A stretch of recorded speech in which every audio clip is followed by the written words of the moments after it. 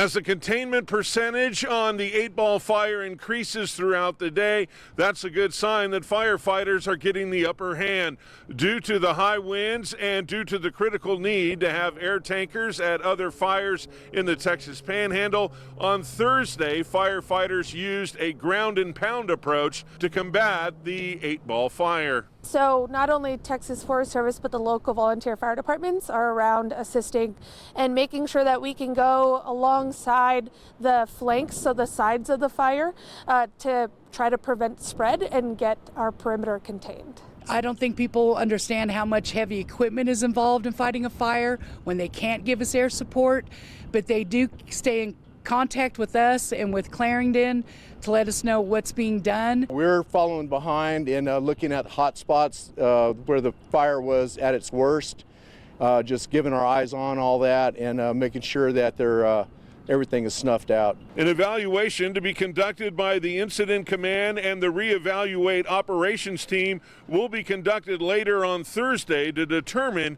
if air tankers need to be brought back to the 8-ball fire. The scoopers and the air tankers can come back. It's going to be pilot discretion with the weather and the wind events, but we did have aircraft up on the Lavender fire, and so there is a potential that they can head this way, weather dependent. The wind in our minds for any firefighter is the devil, and right now, again, the winds are high. We're expected to have high winds in the next couple days. For residents who are impacted by the 8-ball fire, along with firefighters who are assigned to battling this wildland fire, all they can hope for is that the winds calm down beginning on Saturday. Reporting from Donnelly County, I'm Drew Bell, ABC 7 News. After the fire, I'm Abby Molina in Potter County. The lavender fire burned right up to this property, blackening the ground just yards away from this home. While neighbors were evacuating, this couple made the decision to stay. While they're grateful their property is still standing, they're thankful they made it through safely. Tammy Wallace and her husband were not worried at first until they saw the flames near their home in Valle de Oro. We realized that the fire had crossed the highway and was right up against our property fence, and it was back behind the house. So we left and went to the Bushland Cutoff and realized that we didn't have a place to take our big dogs. So we turned around and came back home, and when we got home, there was a fire truck and firefighters all over the place. Tammy also says she watched over her neighbors' houses and reassured them that the flames had not destroyed them. They weren't allowing people to come out and see their houses, and they were asking me, well, I mentioned that a travel trailer on the property next to us had burned, and I didn't think that just to the north of us there are 2 travel trailers where people are living in them. And I scared the lady she was thinking that it was her travel trailer that had gone up. Tammy's husband Brian says their house is still standing thanks to the hard work of first responders. They had posted up a fire truck here, and the fire truck was from Beaver County down by San Antonio, and these guys were just unbelievable. Unbelievable. I'm a retired cop, and there's always that competition going on between the cops and the hose draggers, but no, those guys literally saved our house. In Potter County, Abby Molina, ABC 7 News. Wildfires have caused Oklahoma to declare a state of emergency. I'm Jose Alcala, where the Ranger Road fire has swept through in Beaver County. The fire started late Tuesday morning and has traveled northeast into Kansas. Over a total of 145,000 acres have been burned, 100,000 of those being in Oklahoma. Bryce Boyer with the Oklahoma Department of Agriculture, Food and Forestry says crews are still working to bring it under control. We have had some aerial support today. The winds have been a little bit lower, especially this morning. So, we're still working to kind of map it, get a better accurate look at acreage as well as what we're dealing with as far as containment. But that it has been very, very fluid and will be until we can kind of get our arms around them a little bit better. According to the Office of Emergency Management in Beaver County, structures and livestock have been lost but cannot confirm exactly how many.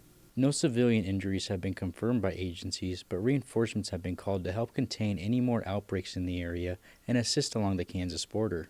Wednesday and Thursday are also elevated fire risks. So we are seeing elevated risks today as well as tomorrow. That will move. Instead of being just over Northwest Oklahoma, it will become more of a statewide concern. So we'll definitely have our crews out here in Northwest Oklahoma helping with these fires as long as they're needed. The Office of Emergency Management says once the fire is controlled and agencies are able to map the data, they will provide more precise information. In Beaver County, Jose Alcala, ABC 7 News. They got me going that one time, just bounded on my door, say, you gotta leave, you gotta leave. Don't take anything, get in your car and go. Just after 1 p.m. on Tuesday, the 8-ball fire ignited and spread throughout Donnelly County. I'm Drew Howell with ABC 7 News. As a result of the fire, 373 residents of Howardwick had to evacuate on Tuesday. Fast forward less than 12 hours later, and at 2 a.m. on Wednesday morning, residents were asked to evacuate once again. I was very, very impressed with the notifications, and I was very impressed also when the cavalry came running, and when we evacuated, I was amazed because I had never seen a level like that of response. The fire is so tremendous there, causing all kinds of trouble. I don't even know if my house is still standing or not, because when I had to leave, it was coming to my backyard. The attack is on the ground and through the air as multiple agencies are using their resources and equipment to get the upper hand on the 8-ball fire. We really focused on what we call flanking the fire, so on the sides of it. With it being so windy, it's very dangerous to be at the front, the head of the fire. Our strategy with the wind was to contain and make sure that we had the residential areas prepared. For those who evacuated, they have no choice but to wait and continue to monitor updates to see what progress is being made on the 8-ball fire. Reporting from Donnelly County, I'm Drew Howell, ABC 7 News.